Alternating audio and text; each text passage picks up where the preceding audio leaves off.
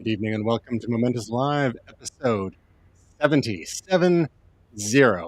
you can believe it. And we only started 10 seconds late, so we're getting better all the time, right? At the age of 70, I hope you. Um, Hi, I'm Tristan Jutra. Hello, I'm William Silver. And I'm Gray Williams, and we're about to talk about some really cool stuff. Very cool. If you want to find out more about us, you can visit momentous.tv, instagram.com/why am I doing that first? Momentous.tv, twitter.com/momentous.tv, and facebook.com/momentous.tv. On YouTube, search my name and look for the Momentous playlists. Look, Tristan, that's the end. The Speaking of beginning 70. is punch that bell and kick the kitten. Abuse all the animals Yes. to feed the algorithm. Yes. There are so many animal stories I cut this week. Hopefully, we'll finally get to them next week. Just wait. There's so many animals we have to talk about, and they're adorable and/or creepy. First off, let's start with some follow-up. We've been tracking this story for months and months and months now, but our very favorite space telescope, the James Webb, as we teased last week, is starting to send us some remarkable images. One was revealed yesterday by NASA, and more were revealed today by NASA. Our official momentous astronomy correspondent Gray Williams is here to bring us up to speed on what we're seeing here from the James Webb telescope. Yeah, so this is absolutely fantastic. These color images are a real look into the history of the universe. This is from a group of galaxies called Stephan's Quintet, and we've also got some stuff from some ring nebulas as well. It's absolutely stunning. Like looking at what the greater picture of space looks like, and getting a look at things that have happened, up to 13 billion years ago. So this is some really, really great content that really is benefiting us now. But this is laying the groundwork for what we're going to be studying for, quite frankly, like hundreds of years. It's incredibly exciting stuff. This is a telescope that's 100 times more powerful than Hubble. Obviously, we've talked about it in the past, where everything had to go right for this thing to become what it's become, and it did. And these images, I think you'll agree, are just absolutely stunning to look at. The Verge had a really interesting article comparing some of the images that have just been released from the James Webb to images from the Hubble of comparable parts of space. And the Hubble images at the time, where, in the mid-90s, 1996, were remarkable in their own right. But then when you look at the comparable James Webb ones, and it's a whole new level of detail that we just did not have access to previously. And we're seeing some interesting things like lensing due to gravity and whatnot. I would check out the links in the show notes comparing the Hubble images, like, for example, the Carina Nebula's cosmic cliffs, which is one of the most dramatic and striking images. Hubble, we really opened our eyes to some of that interstellar beauty, so to speak. And with James Webb, it's like cleaning the Vaseline off the lens. So it's not soft focus anymore. It's remarkable. And some of these images too, you can even zoom in to get more detail on. So for those who've been following along at home, it's starting to pay off now. There was that scary ride back early in the year where it was like, is it all going to work? They launched, is it all going to deploy properly? It's just a $10 billion project. And now it's starting to pay off. And this is just the beginning. Well, it got hit by a microasteroid too, didn't it? And they all took a hard gulp for like 24 hours or whatever it was. Yeah. Can't they just turn on shields for that, like in Star Trek? Isn't that how it works? Not quite yet. Oh, okay. Another bit of follow-up. It's finally here. It's July 12th. Amazon Prime Day 2022. Consumer Fest. We have a couple of links in the show notes for those who are looking for all sorts of deals, both in the US and in Canada. Anything from Xbox Series S to Internet of Things devices, headphones, both earbud style, such as AirPods, to over-the-ear headphones from Bose, Sony, and others. So we're including links from Verge for some US deals, and then from yahoo.com, which is a website that still exists, shopping, which lists a number of the best deals on Amazon Canada, because they're not necessarily the same. And we're just bringing Will back into the picture here, who got so excited he somehow dropped off out of the situation. So yeah, we've talked about Prime Day for the last couple of weeks, so not too much more to add there, unless either of you have got something to kick in. Have you done any shopping yet, Gray or Will? I was looking at a transformer that was $10 cheaper today, but I didn't end up buying it. Is that like electrical or like action No. figure? The one that gets me is the sort of 23andMe and the Ancestry DNA kits. They're usually always almost 50% off. It seems to be a real motivator to get people to buy these kits. And it's still, the privacy involved, or the lack of privacy involved with both of these kits, are the thing that sort of gets me going. I don't think people actually really read the agreements that go along with these. And so it's fascinating to see that we're continuing to see sales on them. And you get some interesting information based on genetic markers that you might have, but also that data is being sold to a data broker. And that's something that doesn't really show up on the product detail page. My sister did one of the ones that was like your cultural origins. I think, Tristan, you and your wife might have done some of these, but the one that she did basically told us all the information I could have told back to her, like all the cultural origin places. Like, our family wasn't lying to us. There weren't any mailmen in our history. Like, there was, it all sort of jived with that kind of thing. Some people get big surprises, but she didn't really get any surprises on that. And like you say, there definitely is the concern about, again, in this, not that to open a can of worms, but in this day and age, your data and what happens with that company, and what are they actually held accountable for, and what happens if they go out of business.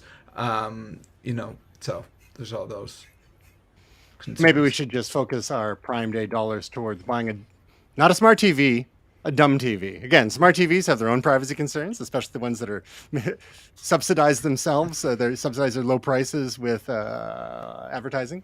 Roku, and find yourself a nice dumb TV or a smart TV that you can keep offline.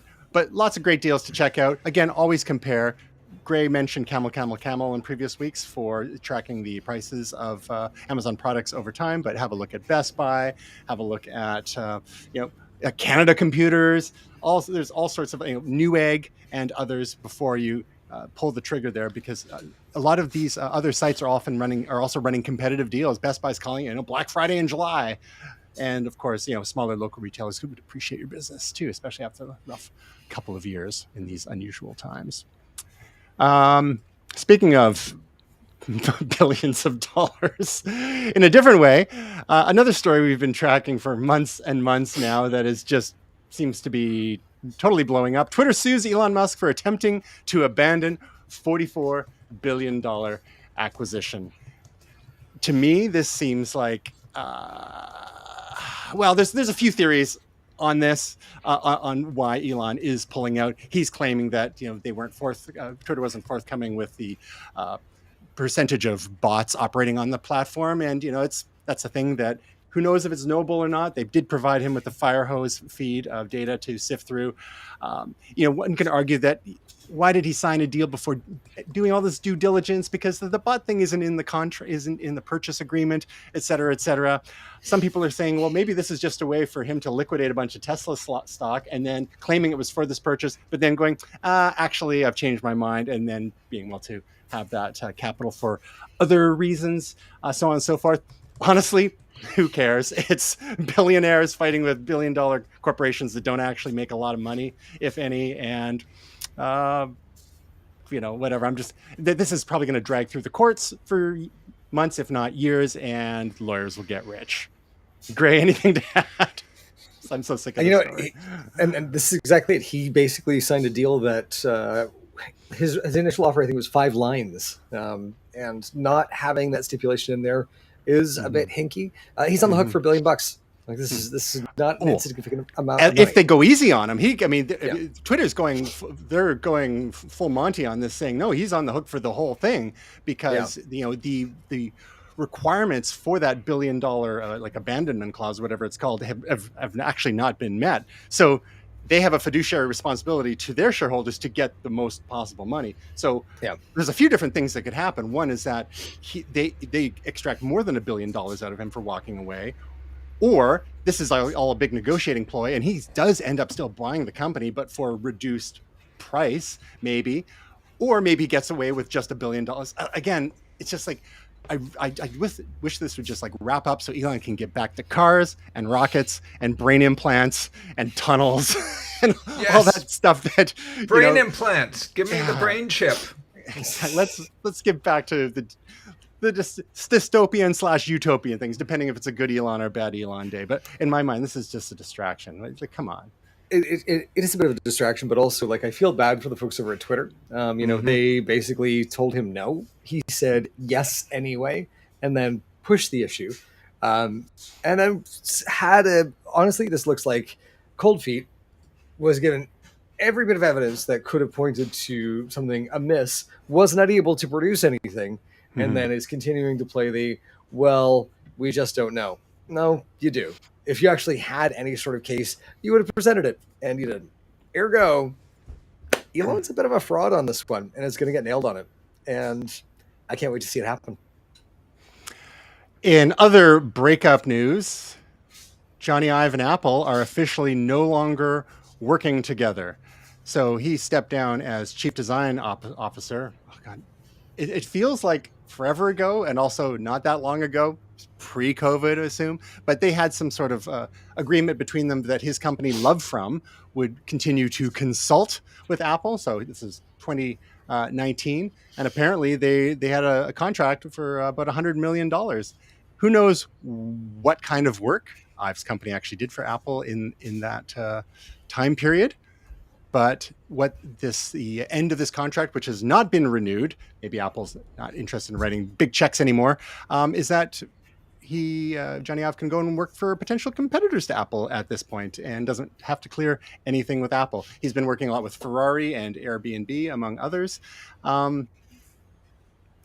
So ultimately, what do we think his legacy was? I think a lot of people have kind of forgotten about Johnny Ive by now. Apple seemed, even though his fingerprint is still on a lot of Apple's designs, with the most recent MacBook Pros, they've kind of gone a bit of a different direction.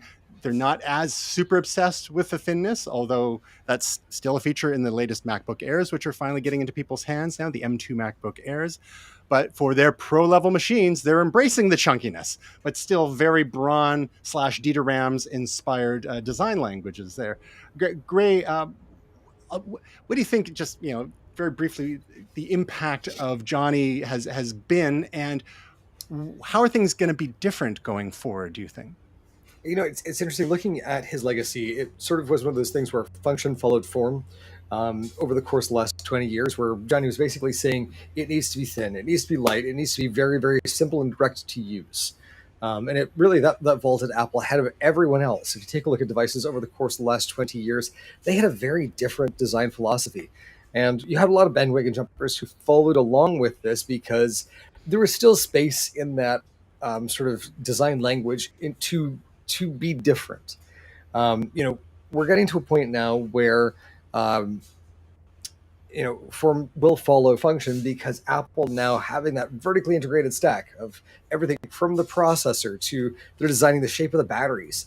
They can actually now engineer things to fit into the form that they want to. And so, the function of the device is going to be what they need it to be, but we're no longer obsessed with trying to make things fit into a box that couldn't hold the things that they needed to. If you take a look at the MacBook Pros from 2019 and before, we hear a lot of things about the thermal envelope nowadays and being able to cool our processors.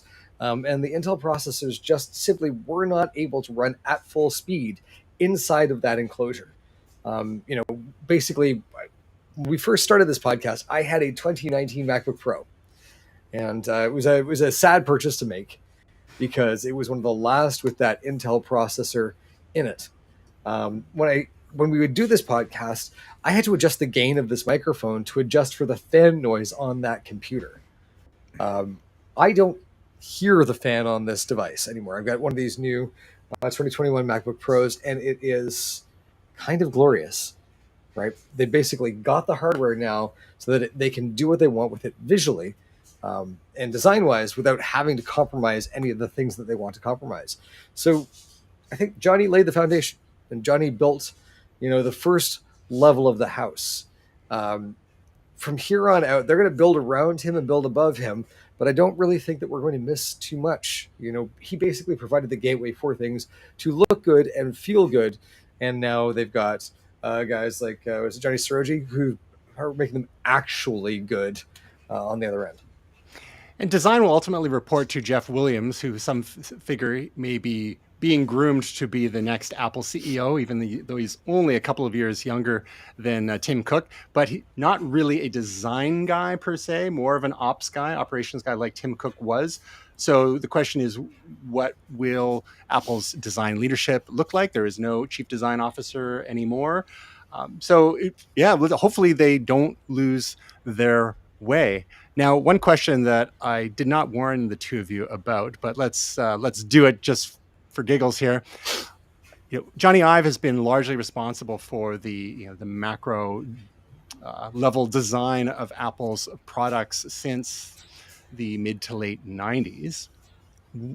Can you name off the top of your head one or two Apple products that you would say are your favorite from a design perspective, and not design in the Steve Jobs sense of how it works, but design in the aesthetic sense of how it looks and maybe how it works too. Like, it's especially nice as referring to what Gray's talking about. It's nice when things work properly and look good at the same time. And we've got the benefit of the M1 and M2 processors now that, combined with larger internal volume of air, make it so that our laptops don't fan as much, or is that thing fan as much? They fan themselves. I'm getting at.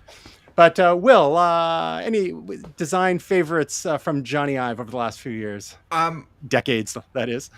I mean, for me, one of the Apple products that's most iconic, I think it's Johnny Ive's, is that when they relaunched the iMac, with the clear back and the colors and the handles.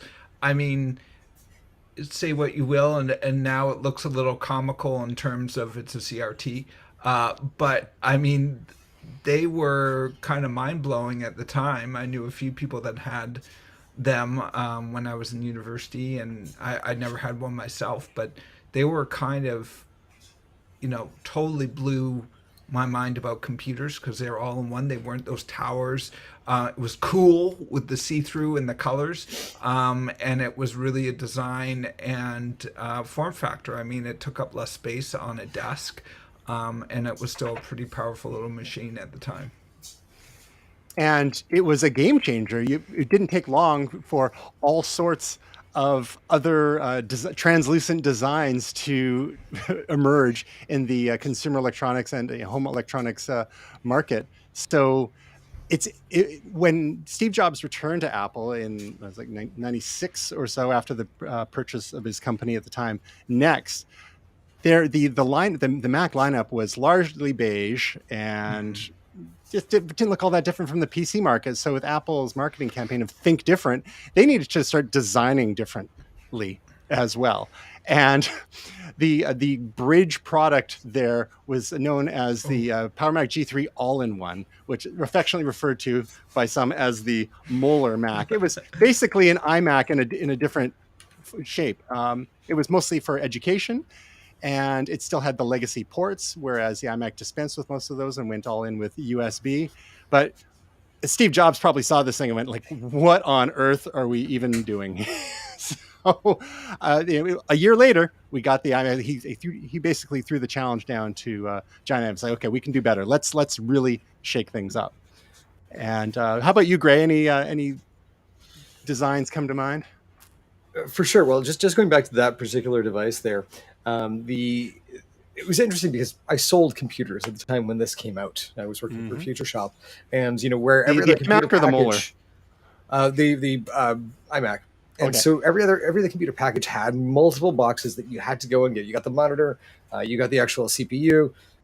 Inside, you got not a pretty mouse, not a pretty keyboard, but I've linked you something down in the bottom there. The iMac came in a beautiful cube box, and it was big, but it was the one thing that you got. It's all you needed. It came with that horrible little hockey puck mouse. Yeah. It came with a translucent keyboard.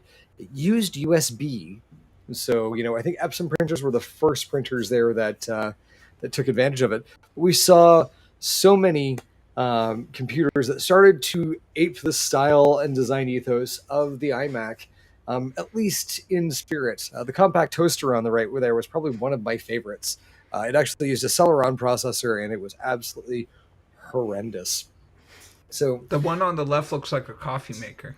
yes, yeah, and it's just It's the new Keurig from Dell. I can imagine that the designers had only actually ever seen the inside of a bullpen style office, and so therefore these were the only design cues that they could work from.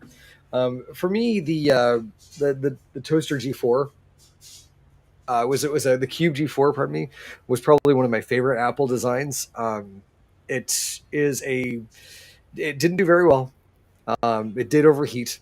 But you did get to insert a CD-ROM into the top like a piece of toast, which I thought was quite neat. And the whole thing was done in lucite around the sides, which gave rise to the trash can Power Mac later on. Or Mac Pro, Where they pardon me. designed themselves into a thermal corner. That's right. Can't innovate my ass, so you certainly can, just not in the right direction.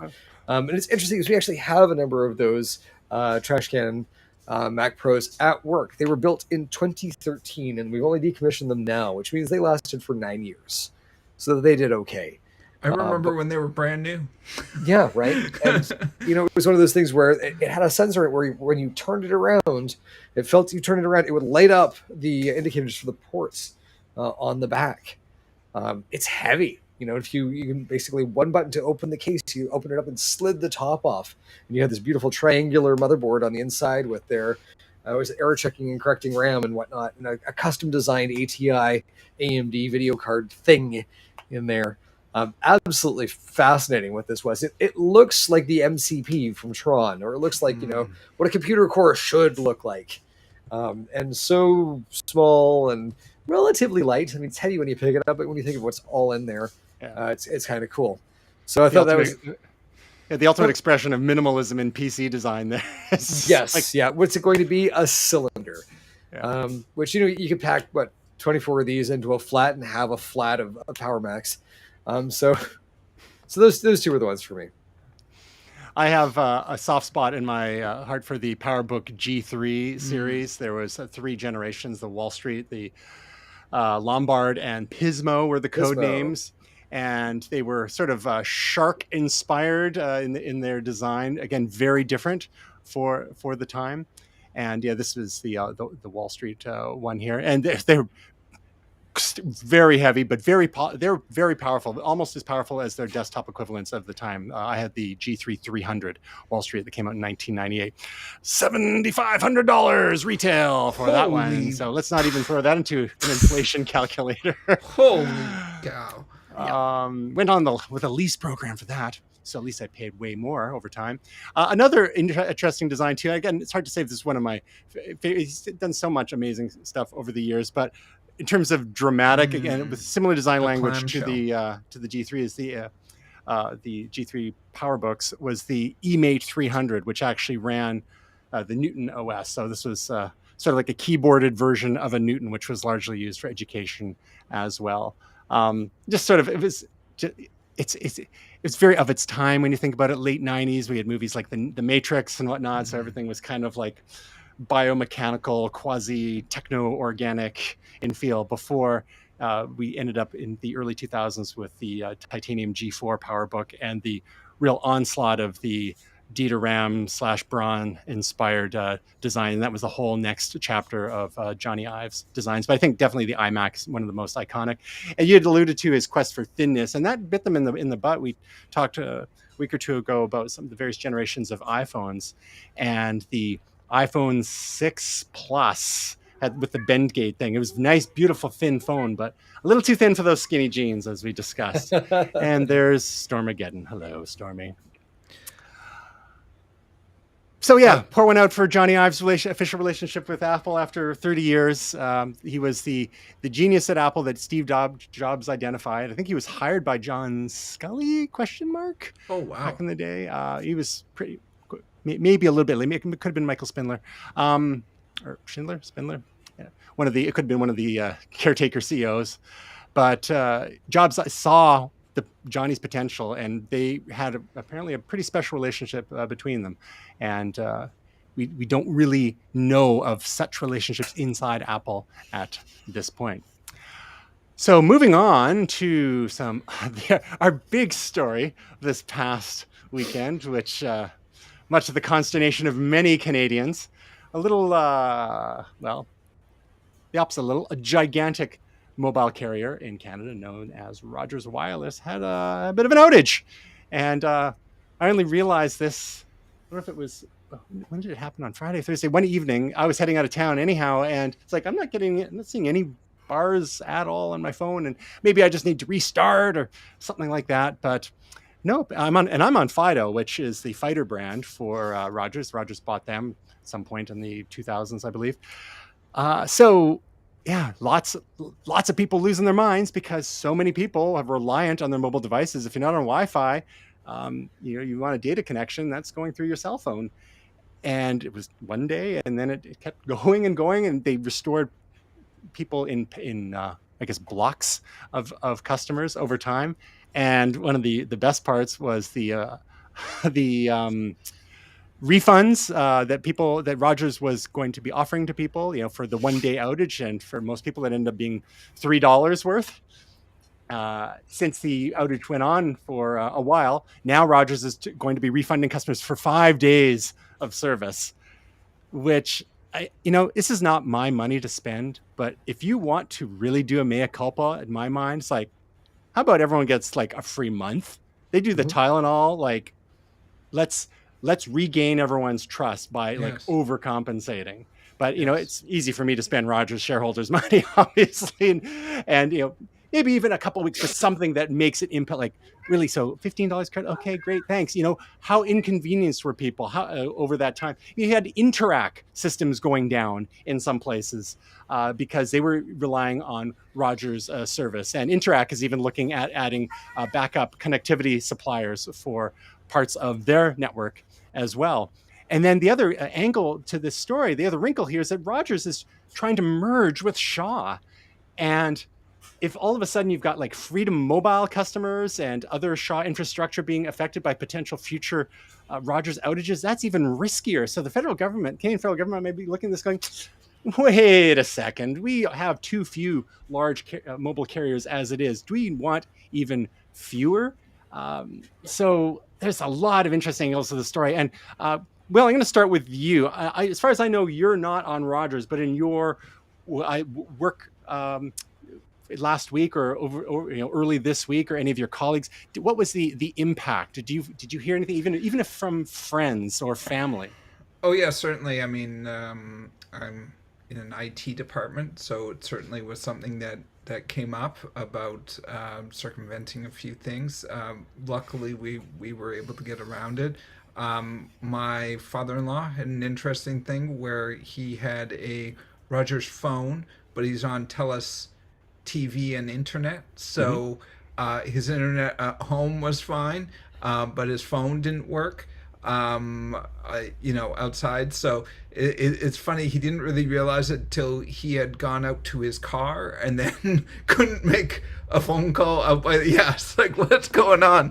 The internet doesn't work out here. So, I mean, I think it's one of those things that this is could be, I mean, we'll have to look back on it.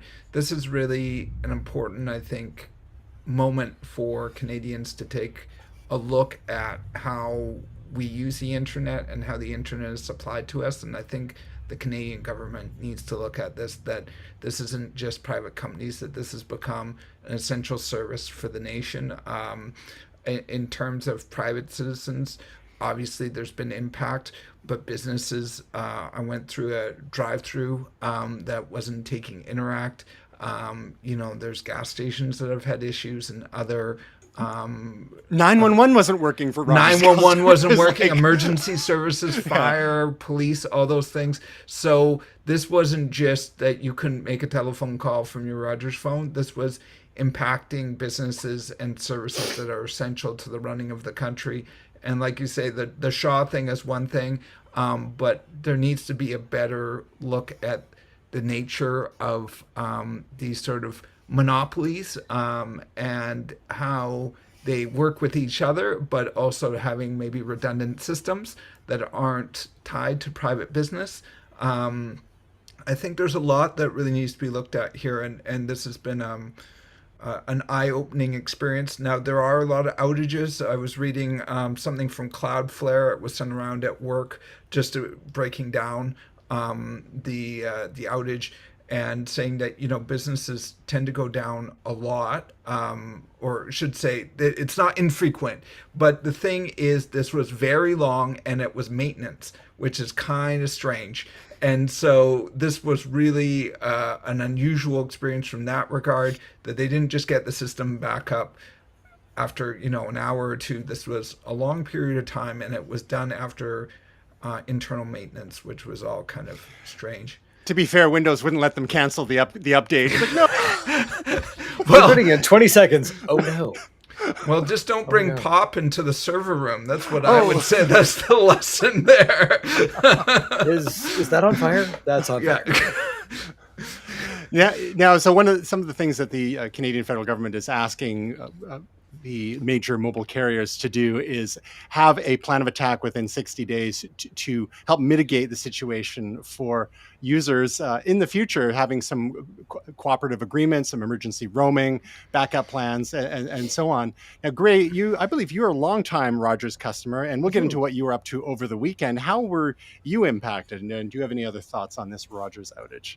Well, it's fascinating because I went to bed fairly late. I was obviously out in the mountains and had decent signal. I had 5G, but I had 5G, and I noticed as I was going to sleep that I had no bars, and this was in the wee hours. Now I was staying in a shift pod, which is a bit of a space capsule like tent that's made of a 7-layer fabric, and I've noticed on occasion that signal is a little lower inside than it is outside. So I thought maybe it's like you're in a Faraday cage. Maybe perhaps it's just there was an issue with that. So actually, I took the phone and put it inside one of the mesh window coverings to see if it would get better signal at all, and it did not. I'm like, weird. Something must be going on. I'm tired. I put my head down and was going to sleep. And Ray was actually coming up the following morning with a friend Kim from Winnipeg to join me, and so I had I turned my do not disturb off and was expecting to get text messages from them as they departed. And it's a good 4.5 5-hour journey from Vancouver to Merritt. So I was expecting to be awake well before they arrived. I woke up literally as they were pulling in because both Ray and I are on Rogers. And so there was no signal to be had for either of us. Now I do have, stand by here, a Spot X emergency communicator, which uses satellite. Big old antenna on this thing. It will only do SMS, and it also does. It's got a very neat little feature here where you can actually do an emergency SOS. You flip that open, hit a button, and it sends a radio signal with your GPS location. You got a little BlackBerry style keyboard down here on the bottom to send texts, which is great if one of you has a phone that's working. But of course, our phones weren't. So it was fascinating to see throughout the day how many people were on Rogers and Fido. With Interact being down, the festival that I was at does have credit card and Interact payments. The credit card payments were going through. The Interact payments were not. No, I had, I packed some cash with me, so we were able to go and get lunch and do cash. I know. Wow. Well done. Emergency. I'm so proud of you, Greg. But it was fascinating because it's just like when I go to an event like this, I tend to pack my phone away and leave it, or just turn it on to airplane mode and use it as a camera. So it didn't really affect me that, like, after we were all there, it didn't really affect me that much until later in the evening when our party had split up briefly, and there are three main stages at Base Coast, and so I spent most of the evening by myself because I couldn't find anyone, which was actually it was actually a really good time when I met up with everybody. It was great, but I actually got to enjoy the festival by myself for a little bit. There's some art, some music. It was really really good. So it was an interesting thing for me, and Signal came back, I think either later that night or the following morning. So it was easy to navigate after that, but I was shocked at how long this was down. Because looking at this isolated area, you got a cell tower or a region down, understandable. You got the country down for one part of your service, okay. The entire country is down for tens of hours, like almost a full day. And even 5 days later, there were parts of the country that had not had service restored.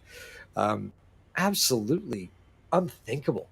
And so, looking at this in the context of Rogers acquiring Shaw, I have Shaw Internet at home. I I did not support this merger to begin with. I don't support this merger now, and I can guarantee you that if it does go through, I will be bidding farewell to one or two of these companies, um, just to make sure my services are diversified. It's either like I'll stick with Rogers for cell phone, and I'll go with TELUS for home internet, Hmm. or Um, Tech Savvy or somebody else in that space, or I will find a new provider for my cell phone. This is the second major disruption in Yes. less than 2 years for Rogers, and the idea of like something was going down for maintenance and it took the entire server down. Um, the that we're hearing now shouldn't be the base coast. It should be the sound of heads rolling at this point Yeah. because there's like in the back of my mind. Do you remember the Live Free and Die Hard? Or Yes. was that the one? The Yes. fourth Die Hard movie? Yeah. Yeah. Mhm. And it was Timothy Oliphant was the bad guy, and they instituted a fire sale where they took out the communications networks, and then in Hmm. the back of my mind, I'm like, has Timothy Oliphant gone rogue, and are we about to have a fire sale here? Like, is this an attack? It could be an any. I don't remember the morning of September 11th. It's like you wake up and there's something very unusual on the radio. Like things have gone wrong, and I had the same sort of sinking feeling in my stomach, of like, is this the beginning of something? I really hope it's not. I'm glad it wasn't. Well, that was one of the interesting things about the article from Cloudflare that I was reading, was that it was breaking down how it wasn't an attack, how Mm-hmm. it was just a maintenance issue, and it brought in the different like routers and namespace stuff to prove that it most likely, given the evidence in terms of pinging different hubs, how it was probably just an internal problem. But yeah, it's uh, that was the benefit. That's a smart idea. Like my father-in-law, he hadn't thought about it, but I think he was just getting the best deal that he could. But having his phone on Rogers and having TELUS as his cable provider was sort of allowed him to continue using the internet. There was all these sad images. I don't know if you've seen them afterwards, Gray, of people trying to do work at like a brick wall next to a Starbucks trying to do their business on Friday afternoon, or people aimlessly wandering around trying to get Wi-Fi signals. It's like dowsing for water. No, no, nothing here. Yeah. Nothing here. A friend of mine works out in Ontario, works at a library, Meg, and sent me a message that says, watching right now, the library exploded. People lost their damn minds, and somehow we're psychics. Again, without that sort of you know information stream, we didn't know what was going on, and I think people were upset that we didn't know what was going on, and turned to people who perhaps they saw as positions of authority, and I think there was a lot of rage Yeah. out there. So, like looking at Rogers and looking at consequences for them, the 5 days of service outage doesn't even come close, right? Like the money that we pay for this service does not equate to what we have to do with it. And so, it's almost like I'm paying for the guarantee of service, but the guarantee of service is not there. It's not that I get my money back. You need to actually make good on this Damages. for me. Yeah. And so there needs to be some penalty going forwards. Like we need a guarantee. I kid you not, of 99% uptime or better from Well, these guys. If they're gonna have the rights to this airspace, they got to fly right. well, you know the other sound besides the sound of bass coast and the heads rolling was lawyers going with class action lawsuits because and that's the other thing is that you think, to your point, Tristan, they would get ahead of this and cut it off at the pass. Giving it a not a great like $5 or then $40, it's like you're just inviting the class action lawsuits even more. And there's already lawyers that are looking into this, and have they filed anything yet? I don't know, but they're really close. There's a whole bunch that are getting people together. So the Mr. Burns fingers are going in overdrive here. I think we have the perfect restitution, or corrective action for Rogers, in that the federal government of Canada should force them to sell to Elon Musk. Nice. Excellent. Yes. Yeah. And we can apply some of that Starlink sprinkle dust to. We really do need to look to the federal government, though, because it's Francois Philippe Champagne is the Minister for Industry, and has engaged these folks here. Just remember, it's only Francois Philippe Champagne if it's from the Champagne region of the Liberal Party. Otherwise, it's just sparkling lobbyism. So, so in any case, it's letting them off light with this. The CRTC and other regulatory agencies don't really sink their teeth into these companies. We've seen a number of things like the a la carte cable services and looking at the cost of data, and it's almost like we get riled enough that we are able to push for things and things get better for a brief period of time. I think, do you remember the 6 gigs of data was the thing there for Fido and Rogers? I think Shaw was actually the one that started it, 6 gigs for $40. And then everybody followed along suite, and it was like 2 days where you could get this. It's like, why should I have to spend 2 days on hold with my provider in order to get the level of service that should be offered anywhere? I saw a couple of things on Twitter where one person said, service went out when I left Canada. When I landed, Rogers told me it would be $15 a day. I went and got a SIM card for 1 gig a day for $1. Our system is broken, and it absolutely is. They made, so much profit in the last 40 years on these services. It's this one should sting, and it should sting hard. And then we should also see some repercussions out of it that actually lead us to more reliable service in the future. Well, this is the other thing too, is that these are monopolies, although there's more than one, so it's not a oligopoly. Yeah, oligopoly, and exactly to the point is that they're not working like competitive businesses. I mean, a little bit, but they don't push each other that much. They make sure it's like a mafia. Everyone gets a huge piece of the pie, and let's not rock the boat. So the things with the cell phones, like let's not go against each other. We can all really profit if we don't try to undercut each other. And this is the same with cable internet. This is the same with everything. So they compete a little, but not too much, because they don't want to kill all of them. So they don't want to race to the bottom. Let's just plateau and make sure we all are hugely profitable. Unfortunately, the part of the solution for that sort of thing, if you want more competition, you open up to more foreign carriers, and then you can start allowing like Verizon, AT&T, T-Mobile, if they'd even be interested in the Canadian market. But there is a lot of allergy to U.S.-owned carriers in Canada. They have certain restrictions on how much foreign ownership there can be. And for example, Freedom Mobile, which is owned by Shaw, before that they were Wind Mobile, and they were partly owned by an Egyptian company. And but they could only do so much. It can only inject so much capital in there because of the foreign ownership. And Canada's a small market that's really, really large, like small population wise, but very large geographically. So, and Rogers probably say, what, poop happens, right? Like, we didn't do this on purpose. We're just bad at our jobs this one time, and maybe that other time a couple of years ago, and so on. But I just want to wrap this up.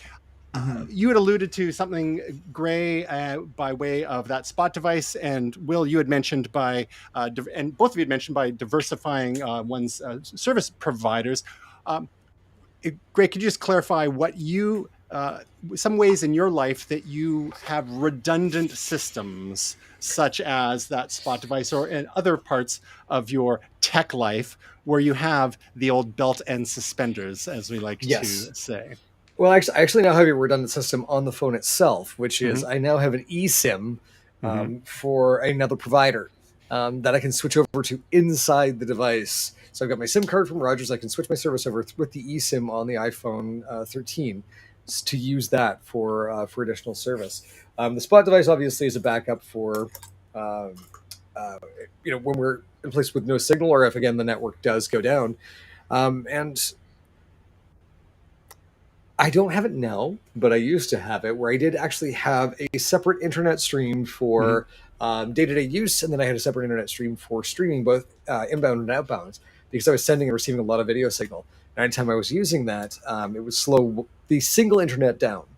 So, last but not least, actually, I did have two Wi-Fi networks here in the house, one on Plume and one on Shaw's Wi-Fi, which I was able to use basically because the Shaw Wi-Fi wasn't doing 2.4 gigahertz quite well, Mm-hmm. which it is now. They've actually updated the firmware on these devices, but older IoT devices would only use 2.4 gigahertz, which meant that they were invisible to that network. So I kept the Plume network running so that would work. So, what is Plume? It's the same system that Shaw is using, which is a series of mesh network pods that are around the house, and it uses those to communicate to each other. It's got automated backhaul on it, so basically it's taking a look at your traffic and doing smart traffic shaping in a way that benefits the internet traffic and not restricting it. The Gotcha. Plume one I control, the Shaw one they control. So I don't have to do that so much anymore because I'm actually using a separate router to control the system and just using the Plume for the Wi-Fi. Mm-hmm. But yeah, I did have two Wi-Fi networks in order to have my IoT separated and have my streaming separated. Gotcha. Will, how about you? What ways in your tech life do you have some sort of redundancy or backups in place aside from your DJ mixer category? I was just about to say I have analog and digital DJ mixers. You caught me. Damn it, Utah. No, I mean we have different cell phone and cable providers. Right.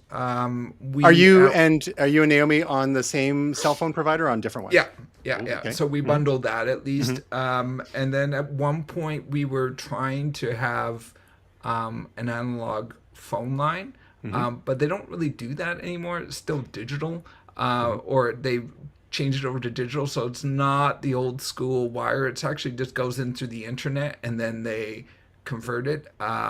So we stopped doing that because it seemed like, well, what's the point if the internet goes down? This goes down. So yeah, that's kind of the main thing, is just that we separate providers. But I love the idea of that XSpot device. We don't go out of bounds all that often, but that just looks cool, Gray. Those thick satellite antennas are just really made chunky. Here we've, because bad with money, been on TELUS for phone and internet forever, and that for landline and internet. We're on, and we have fiber, and we have Shaw for cable, and for our mobile carriers, we have TELUS. Stephanie's line is TELUS. Is my old one that switched over to her in '98 when I got my Nokia communicator, which was only on Fido. So I got an additional number then. And so I'm on Fido, she's on TELUS. And that's the thing, is like, you can sometimes get better deals by bundling together, whether it's various services or even multiple accounts of the same service, such as cell phone accounts. But I don't like the idea of us being both on TELUS, as much as I don't mind TELUS. Her service has been great. But if this thing that happened to Rogers happened to TELUS, then we'd be screwed. And it's the same, like, if we were both on Fido or both on Rogers, we'd be out of luck this weekend. So but that's the thing, is that redundancy can get expensive, and it really depends on your personal situation, how reliant you are, or how easily you can pop down to the coffee shop if it's not overwhelmed with other people in the same situation. With so many of us working from home and relying on our either wired or wireless internet connections, a bit of redundancy is probably not a bad idea to have. And then, of course, there's all the equipment side of things, and that's why we have 14 laptops and almost as many cell phones. But that's a whole other a whole other story. That's that's That's next week on funsies. that's next week on Hoarders. Yeah. So anyhow, real quick, just a strange little phenomenon that emerged over this weekend with the Rise of Gru, the latest in the Minions series of movies. This is TikTok phenomenon known as gentle minions, where you've got a bunch of teenagers going to movies and dressed in suits and then making a ruckus, maybe doing some hooting and hollering, or just, the whole idea here is let's take something that is, I don't know, pretty basic and dress it up a little bit with our suits. And this is just another example of TikTok is ruining the world. But I've confirmed that this is an actual thing. Our nephew went and did this with some buddies, and they're like 17, 18 years old. It's like, they're not even the target demographic for Minions movies as far as I know. Isn't that the interesting thing is that Minions has been around so long now that although it's a kid's movie, the people that started with the first one, it's not called Minions, the Gru movie. Despicable Me was the first one, I believe. The first Despicable Me wasn't it out like 15 years ago or something? It was like, a while, so people who grew up with the first one are now teenagers or in their late teens kind of thing. So it's an interesting thing where there is a clash of cultures to a certain extent. So Will, real quick, can you think of a movie where you have dressed up either in costume or otherwise, or done anything for the launch of a movie? Can you think of anything? No, I mean, I often, like for Marvel movies, I wear a Marvel shirt, or like for Star Wars movies, I wear a Star Wars shirt. But no, I mean, I've never gone full Jedi or anything like that, or dressed up like Jar Jar Binks or anything of that nature. I think that would be considered a capital offense, quite frankly. Yeah. I never dressed up for Tron, like Tron guy. I can't think of anything that I've dressed up for. Great. Something tells me that you may have. Yeah.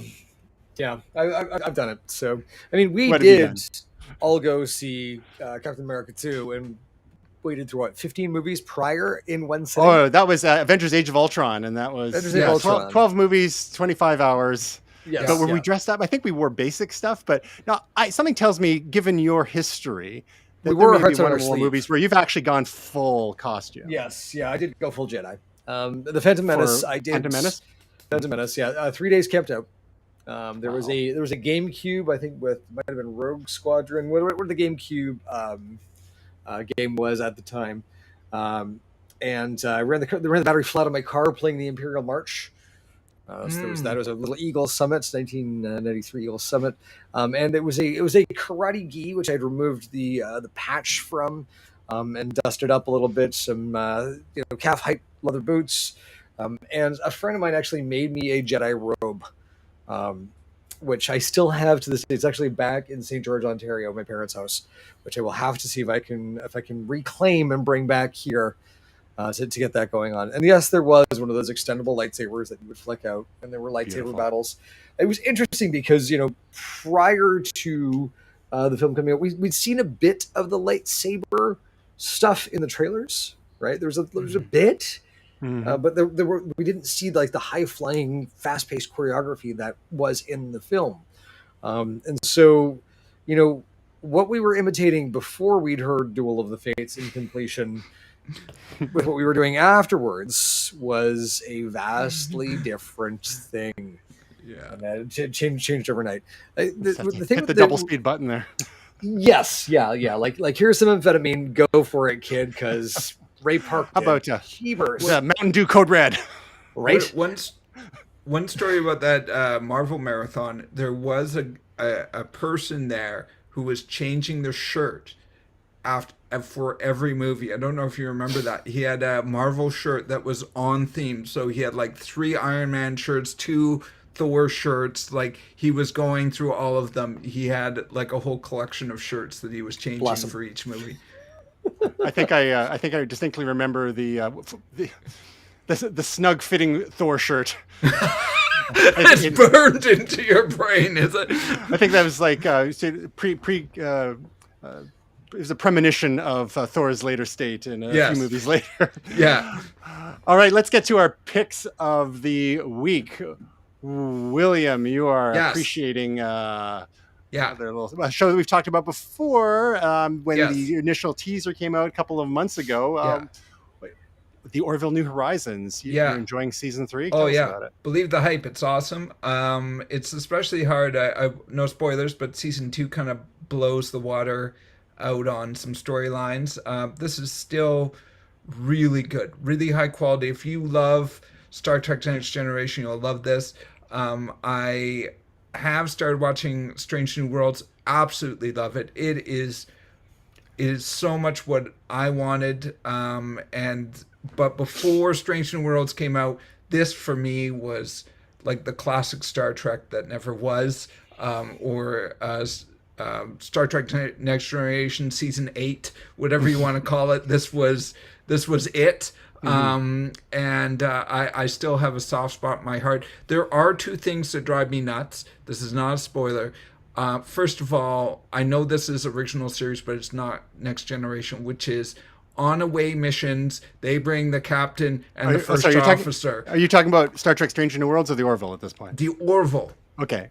Yes. They bring the first officer and the captain, which drives me absolutely bonkers. Air Force One, Air Force Two. Come on, folks. Exactly. Now they Kirk and Spock used to go down in the original series, but when it came to Next Generation, it was either number one or it was the captain that would go down.